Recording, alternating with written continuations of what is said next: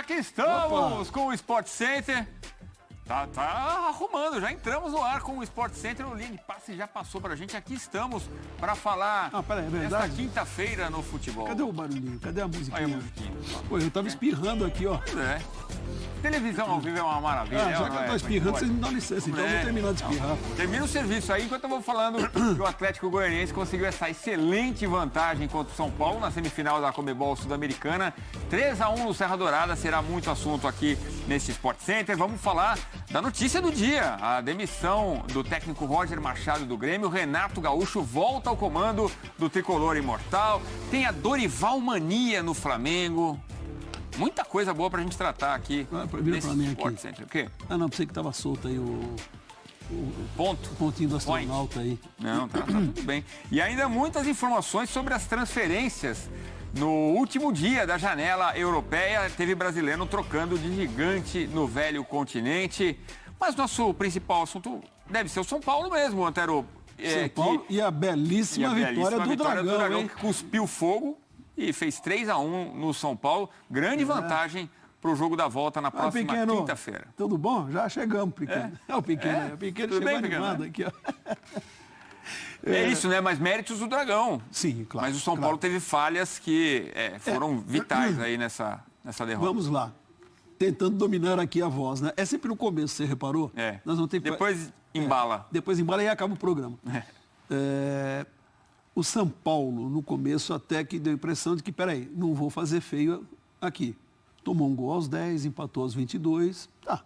Aí manteve o jogo ali equilibrado. Aí veio a expulsão do Igor. Né? Do Igor Gomes. E aí você fala, por isso o time desandou? Começou a desandar. Isso, e antes mesmo do intervalo, o Rogério já mexeu no time, fez 2 substituições, falou, não quero passar susto desde já. Mas passou muitos sustos no segundo tempo. Porque o Atlético foi melhor, o Atlético foi para cima, o Atlético fez 2 gols e que coisa impressionante. É um Atlético completamente diferente daquele do Campeonato Brasileiro. Do brasileiro que vai mal a ponto de ter provocado a demissão do Jorginho no final de semana. E em Copas foi bem, né? Na Copa do Brasil, indo agora na Sul-Americana. Depende apenas de si, de uma derrota até por um gol de diferença para disputar a final contra, eu acho que vai dar Independiente na final. Independente Del Valle. Independente Del Valle. E o São Paulo, gente, eu até escrevi no blog aqui, eu falei, o São Paulo me lembra aquele personagem da escolinha do professor Raimundo, Sandoval Quaresma. Você lembra? Esse eu não lembro, não. Era o Brandão Filho. Aquele que o professor fazia uma pergunta difícil e ele respondia bem. Aí ele fazia uma facinho para tirar 10, ele se embananava. É o São Paulo. O São Paulo todo ano começa bem. Você vê, aí chega na final do Paulista, se embananou. Aí na Copa do Brasil, está complicado. Na Sul-Americana, complicado. Que coisa, hein, São Paulo? Pois é. Daqui a pouquinho a gente volta a falar de Conmebol Sul-Americana aqui no Sport Center.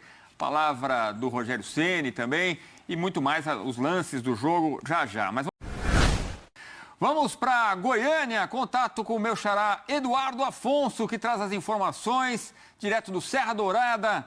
3-1 pro Atlético Goianiense. Mas o Edu, ele uma hora tá aqui, outra hora tá ali, joga. Rapaz, o moço trabalha, que eu vou te falar. O moço viaja. E tem milhagem, hein? Sempre na categoria, com muita informação, o que é mais importante. Tá pensando o quê? Muita milhagem e muita informação. Esse é Eduardo Afonso, para falar da grande vantagem do Atlético Goianiense na noite de hoje. Edu, 3-1, amigo. Boa noite. Boa noite.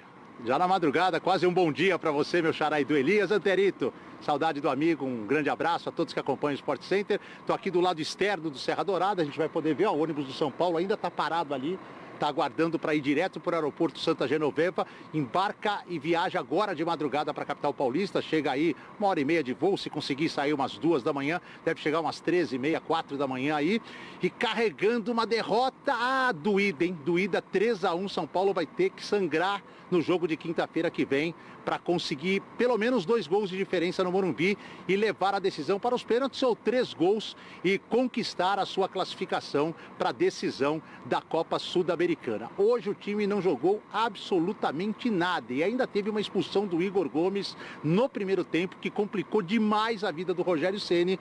No segundo tempo, a equipe do Atlético deitou em cima do São Paulo diante de 32 mil pessoas. Os gols, aos 10 do primeiro tempo, o Atlético fez 1-0, com o Jorginho, o único meia que a equipe tinha. Depois, o São Paulo empatou com o Luciano aos 22 de cabeça. Tivemos um gol ainda do Shailon. Esse São Paulino prevaleceu a lei do ex, 2-1. E uma falha do Jandrei, óbvio, a falha terrível do Jandrei. E o terceiro, o Diego Costa, saiu correndo atrás do Léo Pereira.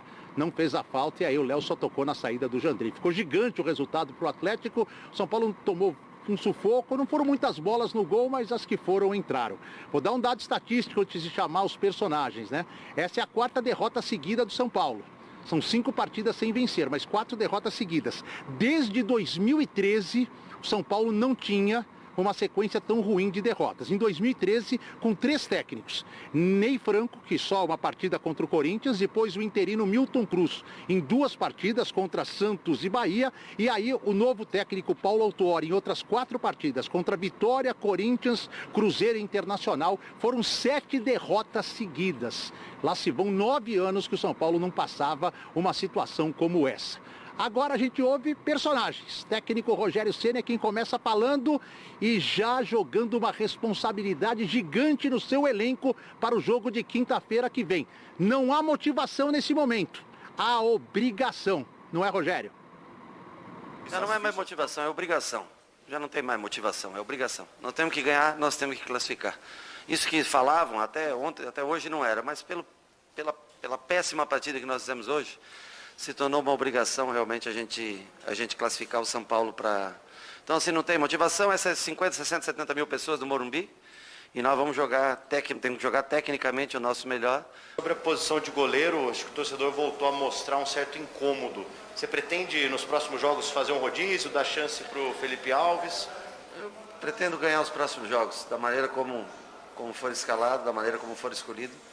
Nós temos um jogo em menos de 72 horas, em Cuiabá, e depois temos esse jogo da volta contra o Atlético Goianiense. Nós estamos apertados no Campeonato Brasileiro e nós temos um jogo que se tornou mais difícil no Morumbi, porém não impossível se reverter. Então nós vamos escolher o que for melhor para esses 2 jogos, amanhã e sábado. É um momento difícil, a verdade. Acho que o primeiro tempo a gente respeitou un poquinho a saída deles. Mi mayor decepción fue haber ficado eliminado en 2016 na Copa Libertadores. Hoje não estamos eliminados, temos mais uma batalha no Morumbi, sabemos que lá vamos a deixar a vida. Eu, por minha parte, vou deixar a vida para deixar o São Paulo jogar mais uma final internacional. A equipe soube suportar, soube ter maturidade para construir o placar, né? Às vezes fala, mas tinha um a mais, com bastante tempo de jogo. Nós estamos vendo grandes times, talvez os melhores times do país, jogando com um a mais e não conseguindo fazer os gols. A equipe teve maturidade para jogar, para achar os espaços. Os meninos que entraram deram um resultado. Acho que isso acho que engrandifica o resultado, porque meninos que foram, a gente foi colocando, foi oportunizando, foram entrando e foram dando resultados. As jogadas aconteceram no segundo tempo, com esses jovens aí que entraram. Que estreia do Eduardo Batista, chegando. Quanto Eduardo, né? O Eduardo Afonso. Companheiro, o fato é que o São Paulo atacou muito pouco, né? E só lembrando que o Felipe Alves não pode jogar na Conmebol Sul-Americana, ou pode, pelo prazo de inscrição? Ele pode? Pode. Porque tem muito São Paulino que está preocupado com o Jandrei, né? É isso, Xará. Pode jogar sim.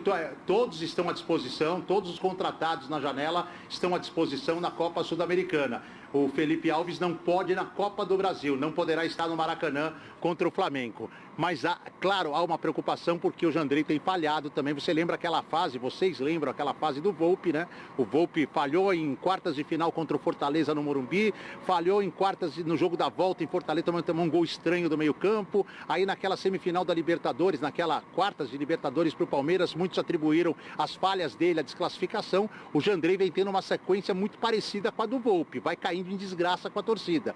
Então, vamos ver se o Rogério vai repensar o goleiro para quinta-feira que vem. O que eu posso te afirmar nesse finalzinho de boletim é o seguinte: domingo contra o Cuiabá, em que pese um 13º lugar na tabela do Brasileiro, força mínima. A gente costuma falar força máxima, força mínima. O Rogério volta com o elenco para a capital, vai trabalhar um time alternativo para domingo.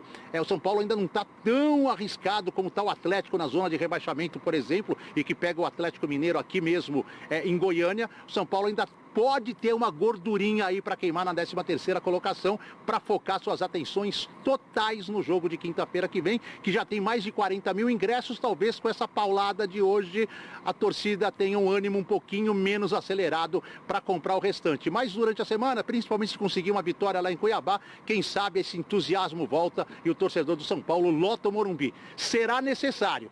E o Atlético, que teve a lição com o Corinthians, na Copa do Brasil, abriu 2 gols de vantagem e perdeu.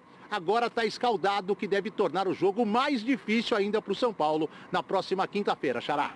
É isso. Obrigado, Eduardo Afonso, pelas informações. Bom descanso para você.